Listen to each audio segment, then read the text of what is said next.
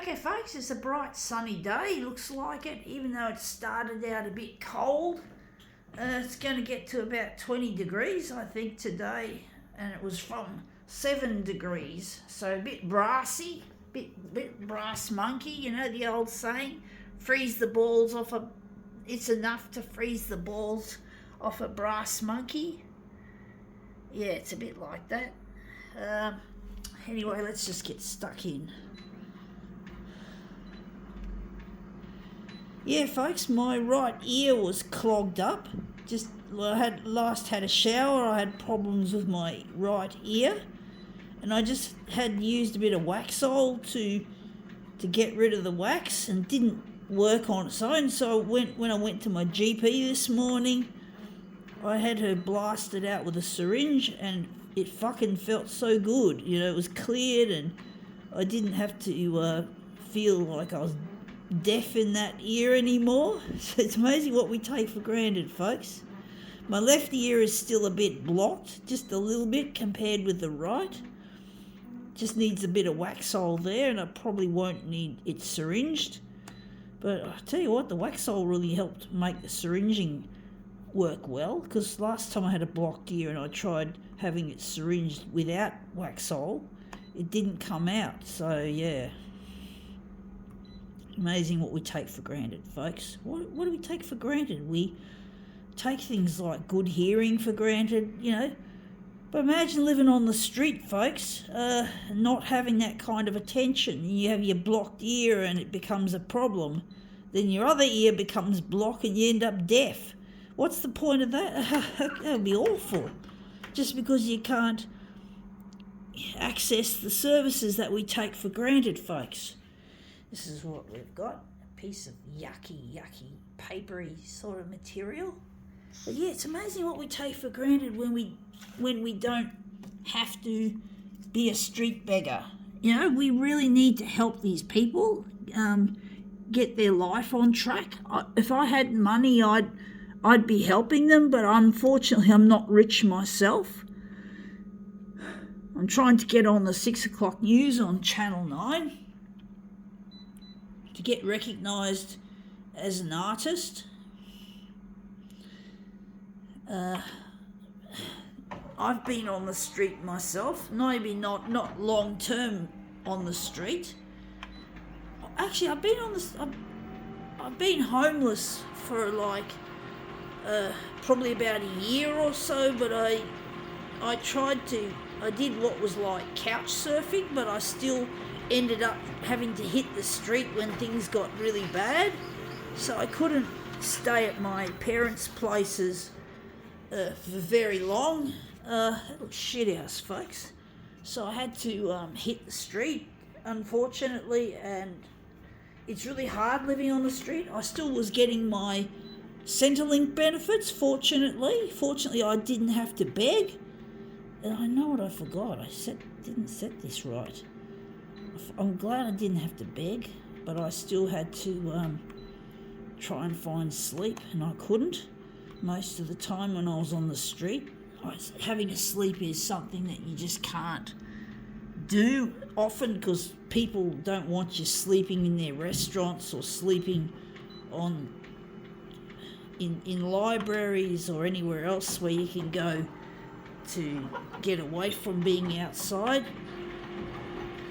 So yeah, we mustn't take our homes for granted, folks. Even though I'm missing my partner Luigi, and I really wish I could be with him instead of being alone, but at least I'm not on the street anymore. That's a good thing, you could say. I'm not on the street. But it's horrible being on the street, folks. It's really difficult. As you said, you just can't get to sleep. And I ended up one night, just for one night, having a go at rough sleeping.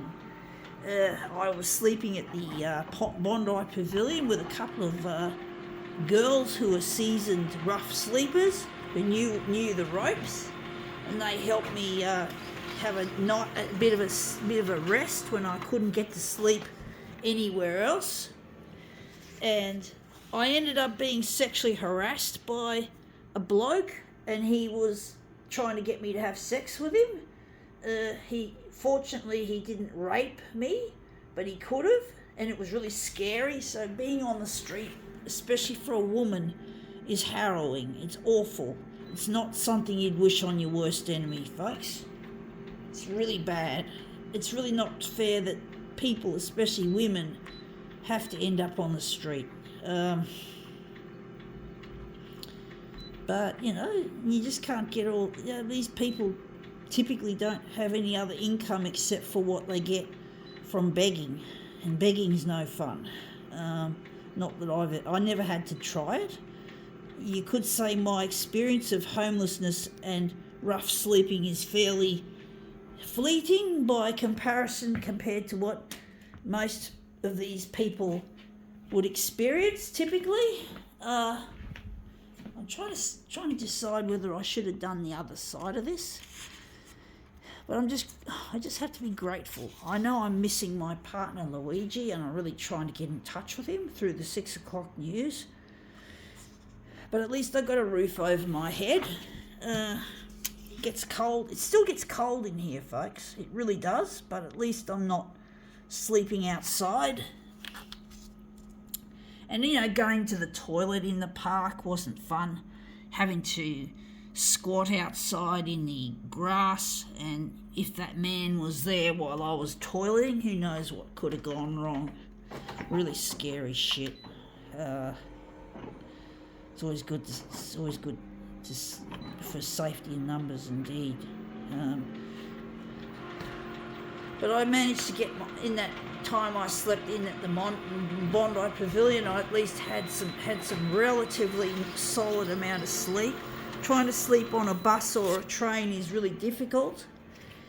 And trying to get sleep or kip elsewhere, like in a restaurant, because I had some money saved up from my previous employment at a disability enterprise, and I had like a lot of money saved up that I'd squirreled away for quite some time, and it came in handy. So it stopped me from having to beg, and still having my Centrelink benefits, and having a fixed address at my mum or dad's place, even though my mum and dad didn't appreciate me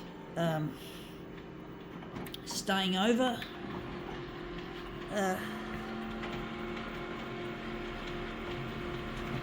I do get on with my mum reasonably well now. It's good to talk to her over the phone. She's no longer living in Sydney.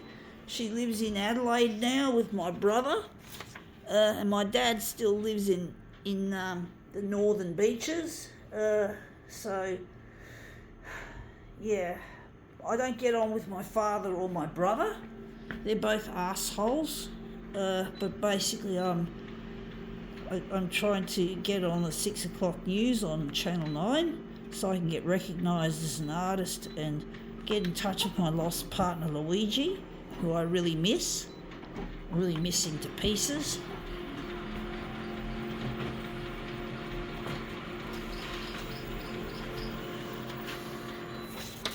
Yeah, that looks better.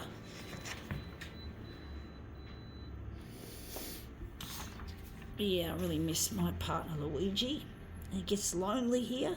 I guess I find the loneliness is what really grinds me up about living here, is being alone and not having a friend, not having a social life, except for the carers that look after me for my disability.